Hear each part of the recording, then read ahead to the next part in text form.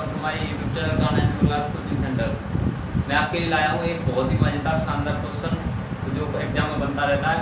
एक टॉपिक के बारे में पढ़ेंगे स्थिरपाती के बारे में जैसे हम पढ़ना है, उसके बाद में जैसे हम आगे वाला जो स्टार्ट करेंगे लेक्चर वाला उसे स्टार्ट करेंगे अर्थसंख्यिक गुणधर्म।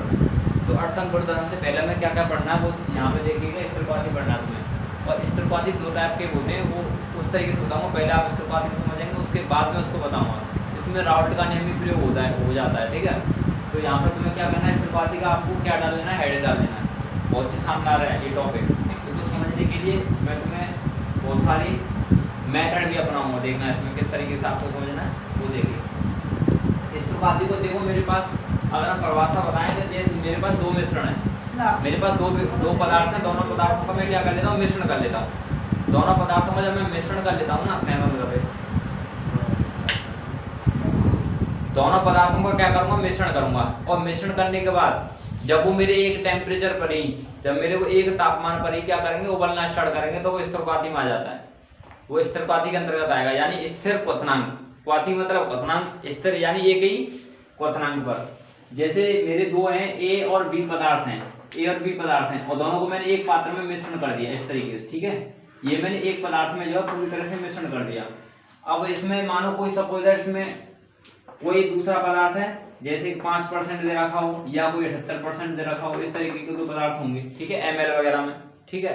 तो क्या करना है कि दोनों के दोनों ऐसी अवस्था बन जाए कि अगर मैं उबालूंगा तो दोनों के दोनों एक ही साथ हो जाए, या दोनों का क्या हो जाए, टेम्परेचर समान हो जाए, ठीक है। उस तरीके से हम रूल्स में समझेंगे।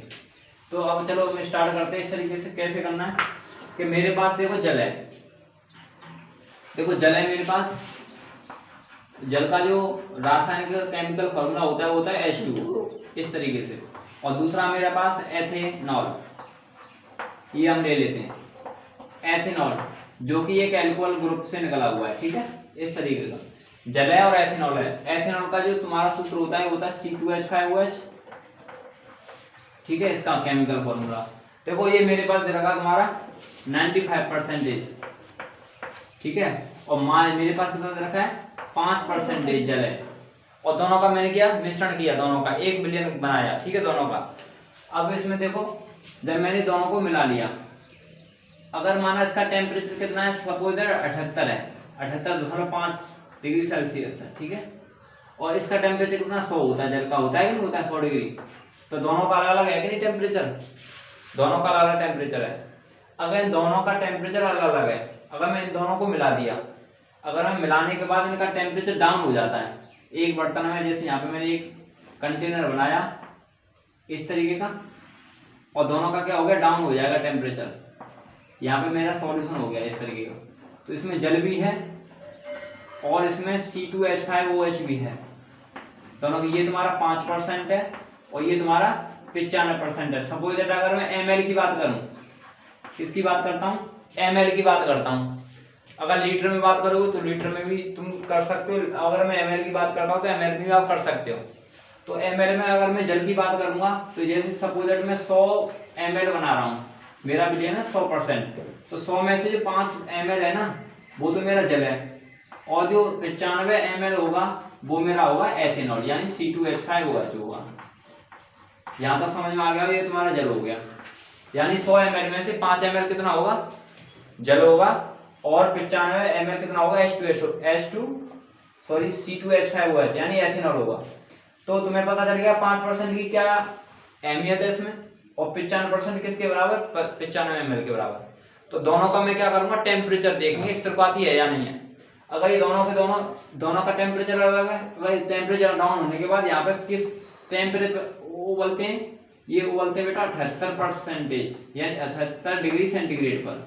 इसका जो तापमान हो जाता दोनों का, जब मैं एक सॉल्यूशन बना लेता हूँ, एक बिलियन बना लिया, दोनों को मिला दिया इस तरीके के, यानी 5 ml जल को मिला दिया, 95 ml कितना मिला दिया, एथेनॉल मिला दिया। अगर दोनों को मिला दूंगा तो टेम्परेचर डाउन हो जाएगा।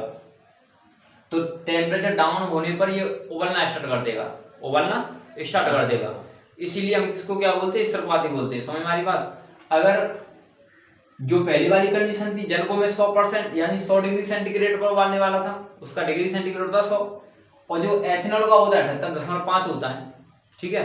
अगर इसमें मैं एक प्रभाजी आसवन द्वारा, अगर मैं दोनों को निकालता हूँ, पहले अलग अलग निकालेंगे तो प्रभाजी आसवन द्वारा हम निकाल सकते हैं, ठीक है। अगर दोनों का मैंने सॉल्यूशन मिला दिया तो हम इसमें प्रभाजी आसवन का प्रयोग नहीं कर सकते, यानी अलग अलग हम निकाल नहीं सकते, ठीक है। इस तरीके से अब तुम्हें क्या करना है, इसका क्या हो गया,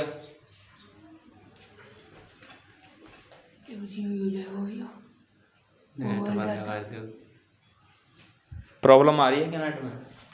देखो कोई प्रॉब्लम नहीं आ रही, उसको ऐसे रहने दो आप, वीडियो सही से चल रहा है, ठीक है। अब देखो 78 डिग्री सेंटीग्रेड इसका आया, तो दोनों के दोनों 78 पे ही उबलेंगे। इसमें अगर हम बात करेंगे, हम जल को अलग निकालेंगे और एथेनॉल को अलग निकालेंगे, तो इसमें प्रभाजी आसवन का यूज नहीं कर सकते, ठीक है, क्योंकि ये स्थिरवाती है। अगर मैं टेम्परेचर कितना दूंगा, 78 डिग्री सेंटीग्रेड का टेम्परेचर दूंगा, उबालूंगा, तो वो दोनों के दोनों ही वाष्प में कन्वर्ट हो जाएंगे, दोनों के दोनों ही वाष्प में कन्वर्ट हो जाएंगे। समझ में आ रही इस तरीके की बात?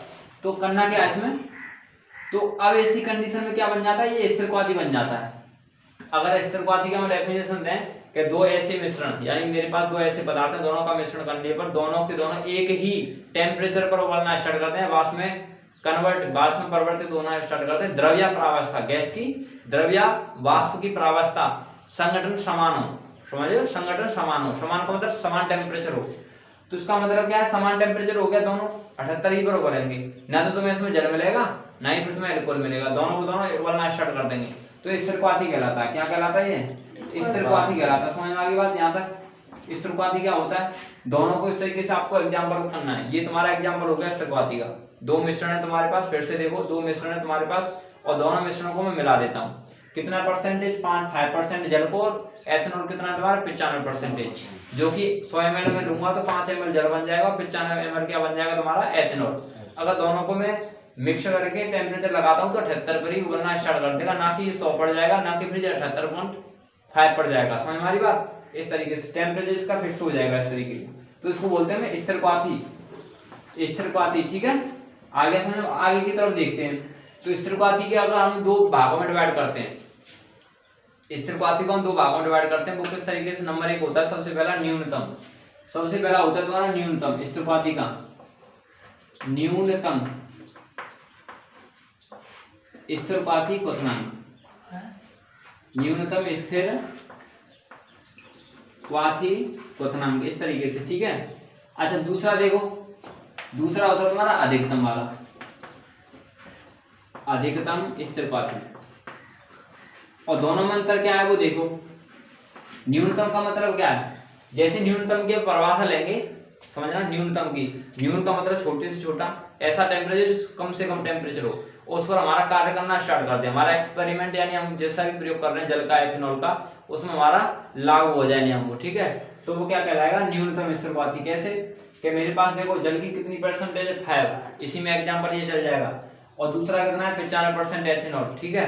इन दोनों का पहले क्या चल रहा था बताओ? अलग अलग चल रहा था, इनका 78 था, इनका 78 था, ठीक है। अब 78 से कितना डाउन है ये नीचे? 5, यानी आधा जो टेम्परेचर उसको डाउन है, 1 का आधा टेम्परेचर डाउन है। तो इसका मतलब क्या? न्यूनतम ही तो है। पहले ये अगर जल की बात करें तो 100 डिग्री था, 100 डिग्री टेम्परेचर था। अगर हम अलग से एथेनॉल की बात करें तो 78.5 था। दोनों के दोनों बड़े मानते है ना, अगर अलग ले लिया। तो अगर मैं न्यूनतम की बात करूं तो न्यूनतम में ये तुम्हारा आराम से चल जाएगा सॉल्यूशन, ठीक है। न्यूनतम में तुम्हारा आराम से ये चल जाएगा, क्योंकि ये तुम्हारा कम है, ना तो ये 100 के बराबर है, ना ये 78.5 के बराबर है, ठीक है। दोनों टेम्परेचरों से डाउन है। इसका मतलब ये क्या है तुम्हारा, इसमें भी ये तुम्हारा चल जाएगा कि न्यूनतम के लिए क्या चल जाएगा? जल और एथेनॉल का, ये भी चल जाएगा और ये भी चलेगा, ठीक है। अगर हम न्यूनतम की बात करें, आप नोट डाउन करो, न्यूनतम में लिखो, न्यूनतम। तो मैं अगर न्यूनतम की बात करें, दो, जैसे न्यूनतम में क्या होता है? दो मिश्रण है तुम्हारे, तो दोनों मिश्रणों की परिभाषा के अनुसार दो मिश्रणों का अगर मिश्रण करते हैं, ठीक है, दो पदार्थों का मिश्रण करते हैं, उनमें क्या होता है कि जो द्रव होता है उनकी वाष्प प्रावस्था होती है, उनके संगठन तो समान होते हैं, लेकिन वो एक स्थिर ताप पर न उबल के एक न्यूनतम ताप पर उबलते हैं, ठीक है। न्यूनतम ताप, जैसे जल का 100 है और उसका एथेनॉल का 78.5 है, तो 78 पर दोनों स्टार्ट हो जाएंगे, तो इसमें 78 जो है ना, वो तुम्हारा न्यूनतम स्थिरवाती का तापमान हो जाएगा, ठीक है। आगे देखो, इसमें एक पॉइंट डालना कि न्यूनतम स्थिरवाती किस पर लागू होता है। जो भी तुम्हें राउल्ट का नियम कराया था पिछली बार, पिछले वीडियो में राउल्ट का नियम कराया था, तो उसमें क्या था, जो राउल्ट का नियम किस पे लागू होगा? वो इसलिए बताया था यहाँ पे लागू होने वाला है।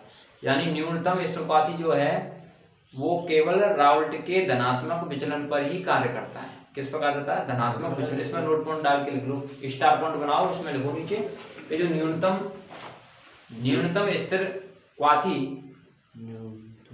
स्थिरपाती राउल्ट के नियम के अनुसार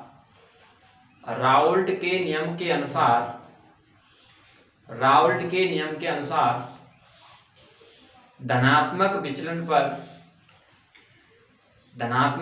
पर लागू होता है।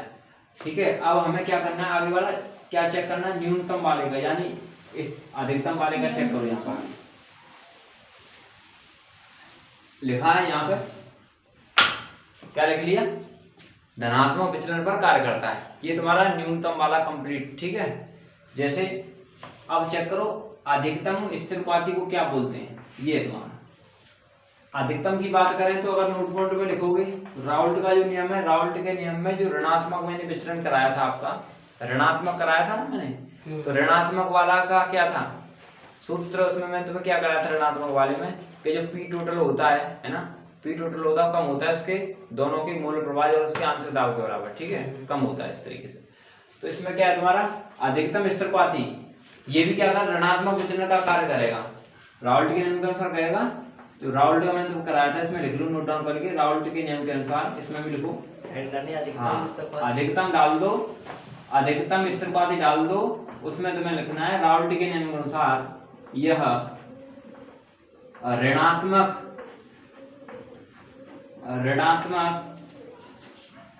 विचलन के नियम पर लागू होता है,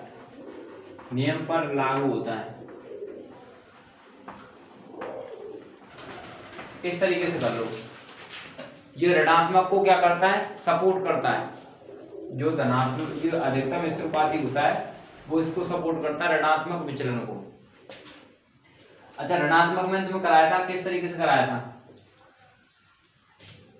जैसे मैंने Pt का मान देखो, P1 का मान निकाला था बराबर में P01 है ना, राउल्ट के नियम में x1 इस तरीके का, और ये निकाला था मैंने P2 = P2 x2 ये निकाला था।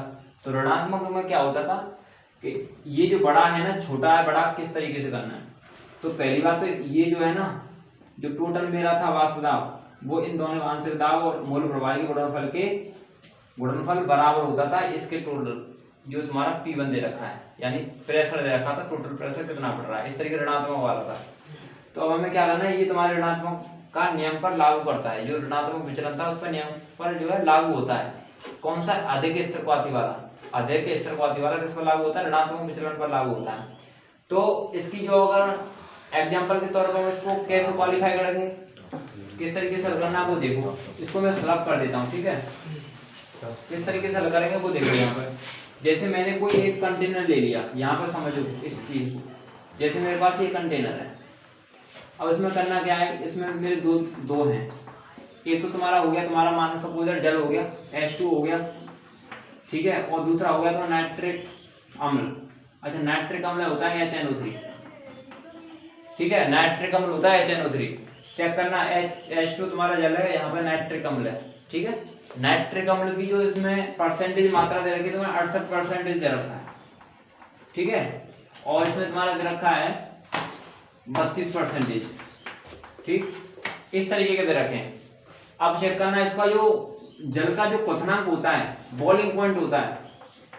अब बॉइलिंग पॉइंट तो वो तुम्हारा जल का अलग से करोगे तो वो कितना आएगा, 100 डिग्री सेंटीग्रेड आता है। अगर हम इसकी बात करें तो ये तुम्हारा कितना आता है, इसका होता है कम से कम 100 से ऊपर ही जाएगा, जैसे 120 का, ठीक है, डिग्री टेम्परेचर पर। ठीक, इस तरीके का। अगर मैं दोनों पदार्थों को, नाइट्रिक अम्ल को और जल को एक साथ क्या करता हूँ, मिक्स कर देता हूँ।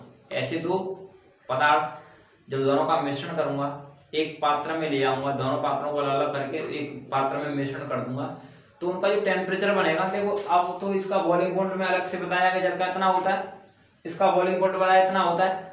अगर दोनों को मैंने मिक्स कर दिया तो टेम्परेचर इसका घटेगा नहीं, इसका और बढ़ जाएगा। ठीक है, टेम्परेचर घटेगा नहीं और बढ़ जाएगा, तो इसका टेम्परेचर और हो जाएगा। जैसे कि 120 है यहाँ पे, ये तुम्हारा कितना 100, तो इसका समथिंग हो जाता है 131 डिग्री सेंटीग्रेड तापमान। तो ये तुम्हारा क्या है, अधिकतम है। दोनों का मैं क्या करता हूँ, दोनों को एक कंटेनर में मिलाता हूँ, और मिलाने के बाद उसको जब मैं टेम्परेचर निकालता हूँ, कितनी टेम्परेचर पर ये उबल रही है, यानी वाष्प के रूप में परिवर्तित हो रही है, कन्वर्ट हो रही है वाष्प के रूप में। तो वो कितने डिग्री चाहिए उसको, 131 डिग्री सेंटीग्रेड तापमान चाहिए, तब जाकर के वो उबलना स्टार्ट करेगी, जल और नाइट्रिक अम्ल दोनों के दोनों। ठीक है, इस तरीके से। तो हम इसी को तो इसीलिए कहते हैं क्योंकि ये अधिक तापमान पर उबल रही, तभी तो इसको क्या कहते हैं, अधिकतम स्थिरपाती। अधिकतम स्थिरपाती तभी तो बोलते हैं क्योंकि ये अधिक जो है तापमान पर उबलना शुरू करती है, इसीलिए कहा जाता है इसको अधिकतम स्थिरपाती। और दूसरी बात, ये जो किसके ऊपर राल्ट के नियम के अनुसार निर्भर करती है, वो है तुम्हारा ऋणात्मक विचलन, जो कि मैंने तुम्हें बताया था अनादर्श वाले से। ये क्या होता है, जैसे अनादर्श विचलन था, है ना, अनादर्श विचलन के दो भी पार्ट हुए थे, उसमें पहला हुआ था धनात्मक विचलन, दूसरा हुआ था ऋणात्मक विचलन। धनात्मक क्या होता है, वो न्यूनतम के लिए यूज किया जाता है इसमें, है ना, और जो ऋणात्मक होता है वो अधिकतम के लिए यूज किया जाएगा। ठीक है, तो यहाँ पे लिख लो आप, ये तुम्हारा नोट पॉइंट हो जाएगा। ये तुम्हारा किसके लिए आएगा, ऋणात्मक विचलन राउल्ट के नियम के अनुसार होता है। ये मैंने तुम्हें पिछली वीडियो में बता दिया है, उसको पहले सीक्वेंस देखना। पहले तुम वीडियो को सीक्वेंस से देखोगे ना, पहले से पहला लेक्चर, दूसरा, तीसरा, चौथा, पांचवा, इस तरीके से देखोगे तो तुम्हारी आसानी से समझ में आएगा। अगर तुम डायरेक्ट इसको देख रहे हो हैं तो ये कहोगे इसमें तो कुछ स्पष्ट ही नहीं हुआ है कि मतलब ऋणात्मक विचलन क्या होता है, धनात्मक विचलन क्या होता है। अब बोले ये आदर्श कहाँ से बीच में कूद पड़ा, आदर्श विचलन क्या चीज है, अनादर्श क्या, फिर अनादर्श के भी पार्ट उन्होंने बता दिए, लेकिन इसमें कुछ कराया तो वो मैंने पिछली वीडियो में सब कुछ करा दिया है। सीक्वेंस से देखो, उस पर सब कुछ लिखा हुआ है कि आदर्श अनादर्श विचलन का अलग से वीडियो है, धनात्मक और ऋणात्मक विचलन का अलग से वीडियो है, राउल्ट के नियम का अलग से वीडियो है, सबका अलग अलग से वीडियो सीक्वेंस डाला है। आप सर्च करिए मेरे चैनल पर, प्लेलिस्ट में सब कुछ मिल जाएगा तुम्हें। तो इस तरह तुम्हें सीक्वेंस देखो तभी समझ में आएगा ऋणात्मक विचलन है क्या। तो मैंने तो स्थिरपाती कराया है, ये टॉपिक मेरा स्थिरपाती था तो मैंने स्थिरपाती करा दिया। जो भी इसमें स्थिरपाती जो भी नियम लग रहा है वो मैंने यहाँ पे तुम्हें कंप्लीट करा दिया। तो इस तरीके से तुम्हें लिखना है, ये टॉपिक आ जाए एग्जाम में तो इस तरीके से तुम्हें करना है। ठीक है, समझ में आ रहा है। इस तरीके से अधिकतम स्थिरपाती का यानी टेम्परेचर बढ़ जाएगा, न्यूनतम स्थिरपाती में टेम्परेचर घट जाएगा। ठीक है, दोनों का मिश्रण करूंगा, संगठन समान होता है। जब मेरा दोनों पदार्थों का संगठन समान होता है तो उनका बॉइलिंग पॉइंट समान रहता है। ठीक है, एक ही उस पर टेम्परेचर को बढ़ना स्टार्ट करेंगे। तो इस तरीके से ये टॉपिक यहाँ पे समाप्त हो जाता है स्थिरपाती का नियम का। ठीक है, तो आपको इसको सही तरीके से समझना है, वीडियो को पीछे क्या है हटा करके यानी रिवर्स प्रवेश कर करके देख सकते हो ताकि अच्छी तरह समझ में आ जाएगा। Thank you for watching video, please like and share subscribe this channel. And मैं आपके साथ बना रहूँगा इसी चैनल के साथ, और यूट्यूब पर मैं अनेक वीडियो डालता रहता हूँ केमिस्ट्री मैथ की, उसको आप देखना, सही तरीके से मेंशन करना, रिप्लाई करना कमेंट बॉक्स में, इस तरीके मैं इम्प्रूव करके और वीडियो तुम्हें डालूंगा, उसको आप देखते रहिए और एग्जाम में अच्छे से अच्छे नंबर लाने की कोशिश करिएगा। ठीक है, थैंक यू वेरी मच।